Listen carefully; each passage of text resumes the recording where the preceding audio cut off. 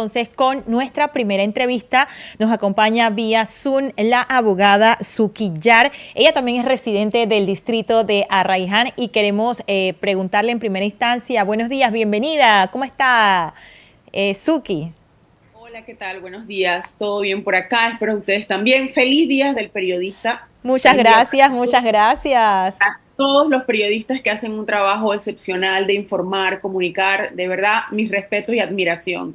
Así es, muchas gracias por reconocer la labor de todos los periodistas, que la verdad en ocasiones se convierte en una labor un poco difícil. Sin embargo, nosotros siempre tratamos de llevarle de manera objetiva y veraz siempre las partes de la noticia para que sea el pueblo panameño el que tenga la oportunidad de evaluar cuál es su opinión acerca de los diversos temas que se registran en la palestra pública. Nosotros queremos puntualmente conversar pues cuál es su opinión acerca de este polémico decreto número 8 que se publicó en Gaceta Oficial y que precisamente pues ha sido tan cuestionado por diversos puntos, porque no solamente es el tema, el punto número 54, que era dirigido a las mascotas, sino que hay varios temas que pues aparentemente podrían estar pues siendo ilegales. Usted como abogada también, residente también en el sector, ¿qué nos podría decir al respecto?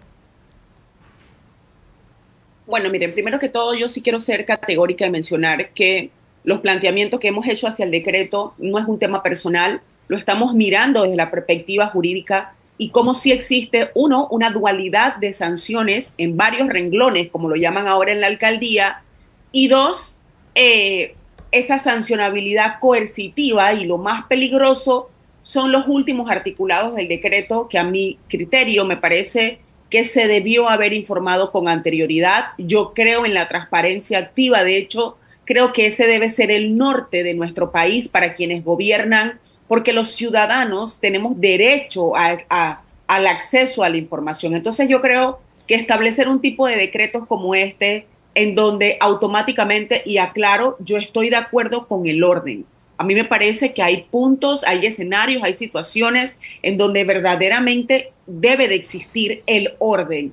Sin embargo, emitir este tipo de decretos sin previo conocimiento de los residentes, sin esa docencia que debe ser caracterizada, sin esa información que debe ser proporcionada a los ciudadanos, para mí vulnera sus derechos. En ese sentido, ayer nosotros pudimos ver un comunicado por parte de la alcaldesa de Arraiján, a quien considero que tal vez el decreto no llevaba una mala intención, pero el fondo sí se puede transversar totalmente. Usted hablaba de los últimos puntos o renglones de estos decretos. Básicamente, ¿a qué se refieren estos últimos aspectos? Mire, principalmente yo quiero establecer en el artículo, vamos a empezar primero por en la línea, el renglón 20, en donde habla de desacato. El desacato es un instrumento jurídico que se utiliza en función de cuando una autoridad competente nos emite una orden y existe un cumplimiento de ley hacia la persona que ha sido sancionada o que se le ha dado una orden de hacer. El desacato es producto del incumplimiento de esa resolución, pero en el renglón 20 de este decreto se dice que el desacato entrará también cuando inspectores municipales le impongan a una persona una orden de hacer. ¿Cómo uno vas a entrar en desacato si no está el instrumento de la resolución que te obliga a ti el cumplimiento?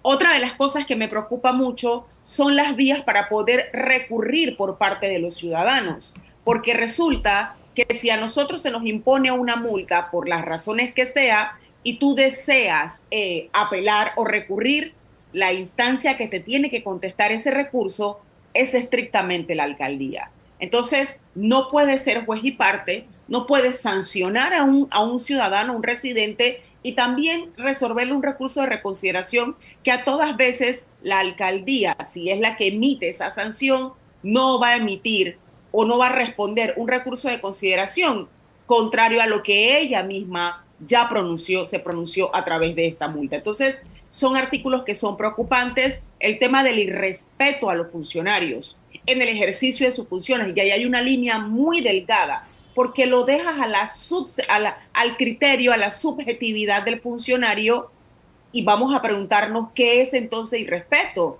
porque de acuerdo al decreto, si la alcaldía de Arraiján decide multar a varias de las páginas en redes sociales que hablaron en contra de su decreto, si ella lo considera un irrespeto, entonces esta página pudiera ser también sancionada por este irrespeto, o que los funcionarios no vamos a poder, o los ciudadanos no vamos a poder cuestionar. Entonces, aquí está, esto es grave, y me voy más allá. En los últimos renglones, cuando usted no acceda a pagar la multa porque no tiene el dinero, porque la cosa está complicada, por las razones que sea, usted va a ser sometido, uno, primero, al Pelepolis.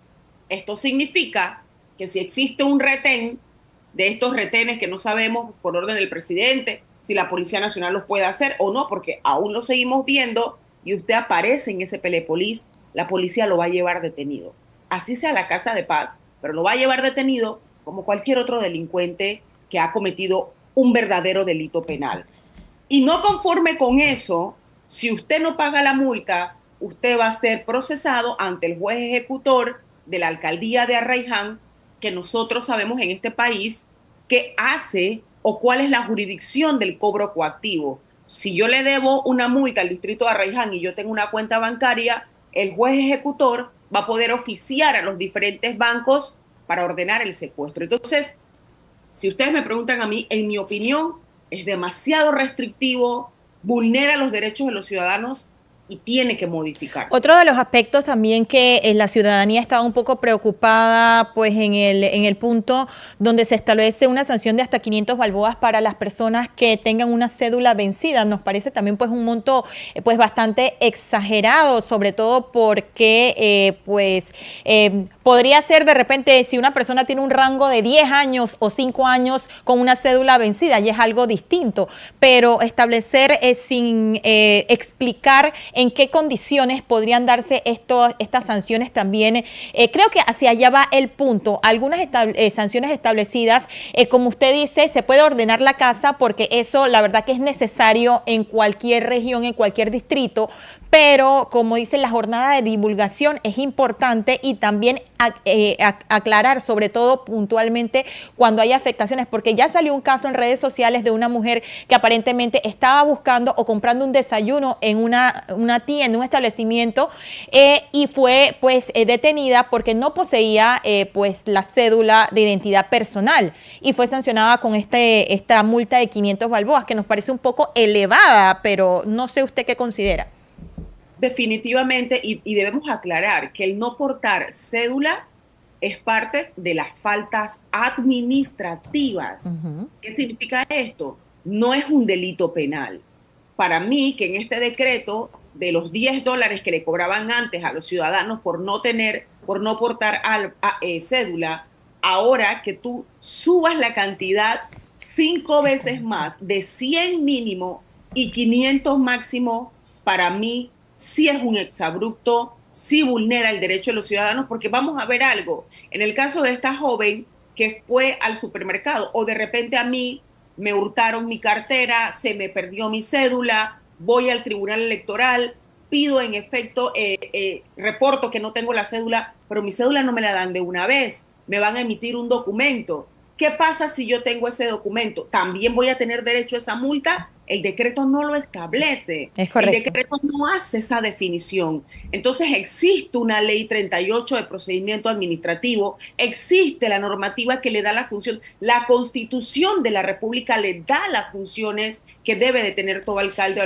alcaldesa. Entonces, en este sentido, estas cifras para mí son exorbitantes. Pasa exactamente igual que si una persona tiene una sola cuota en donde se atrasó en el caso del mantenimiento de las fosas en los cementerios. Si tienes solamente una, tal vez debiste ser un poquito más flexible. Si tienes 3, te puedo sancionar. Y las multas también son demasiado elevadas. Pero ¿qué puede estar pasando? ¿Qué puede estar pasando? Pues mala asesoría, desconocimiento. ¿Qué puede estar detrás de todo esto?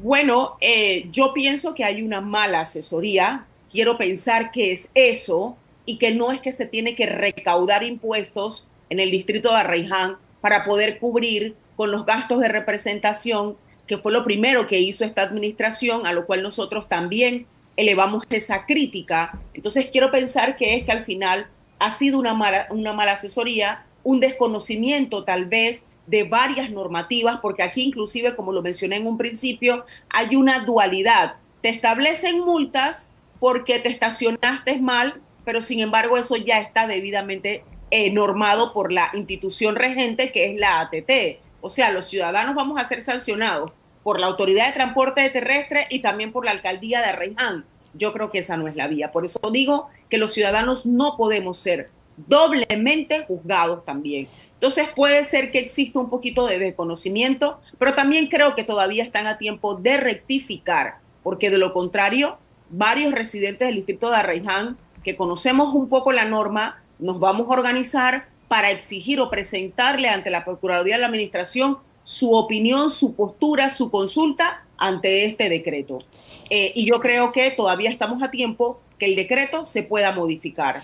También antes de finalizar la entrevista queríamos hacerle la consulta porque a las 8:30 del día de hoy, pues dos abogados van a estar presentando una demanda de inconstitucionalidad ante la Corte Suprema de Justicia por este decreto alcaldicio emitido por la alcaldía de Arraiján, por considerar que el artículo primero, número de falta 71 y 75, violan los artículos 18, 32, 219, 220, numeral 5 de la Constitución. Ya usted ha manifestado que algunos abogados de Arraiján se están organizando, pero ya para el día de hoy puntualmente hay una denuncia que va a ser presentada en la Corte. ¿Usted cree que esto pueda prosperar y se pueda dar otro conflicto? Porque no es solamente este conflicto que se mantiene por parte de la alcaldesa, son también otros puntos como lo que decía Lantay de casos de nepotismo, pues otras condiciones y otras denuncias que ya también se encuentran en la alcaldía, y también se están preparando, organizando algunos miembros de la comunidad para pedir aparentemente una revocatoria de mandato, que no sabemos si eso podría prosperar,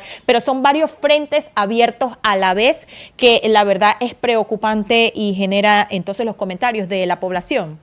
Sí, de hecho, me parece bien la vía también de la demanda de inconstitucionalidad. Creo que nosotros, ese es el rol de los ciudadanos, esa participación ciudadana, ese cuestionar a nuestras autoridades, porque quienes gobiernan tienen que entender que gobiernan porque nosotros los escogimos, porque nosotros les dimos la oportunidad y que se deben a los ciudadanos. Así es que bien por la demanda de inconstitucionalidad. Donde yo sí tengo una crítica y soy muy categórica es en ese movimiento que se pretende dar en cuanto a la revocatoria de mandato. Yo creo que nuestro distrito, y lo digo con mucho dolor, no se merece en este momento ese impas administrativo.